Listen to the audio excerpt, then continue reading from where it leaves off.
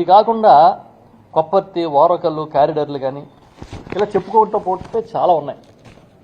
వీటితో పాటు కాకినాడ SCZ సెర్జ్ కూడా ఆయన అకౌంట్లో వేసుకుని అసలు ఆయన ఒక పెద్ద రైతు బాంధవుడిలాగా ఆయనతో పాటు వాళ్ళ కూటమి భాగస్వాములు అసలు చాలా చాలా చాలా గొప్ప వ్యక్తుల కింద గొప్ప నాయకత్వం ఇస్తున్నట్టుగా విపరీతంగా ప్రచారం చేస్తున్నారు. ఈ సందర్భంలో మా ముగ్గురికి ఈ విషయం చెప్పాల్సిన బాధ్యత ఏర్పడింది.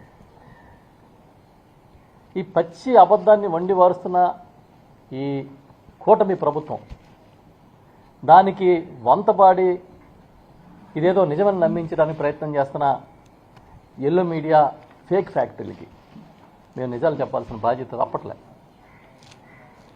అసలు SCZ చరిత్రలోకి వెళ్తే ఎక్కడ ప్రారంభమైంది?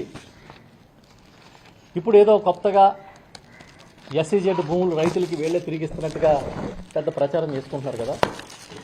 మేము అడుగుతున్నాం సూటిగా.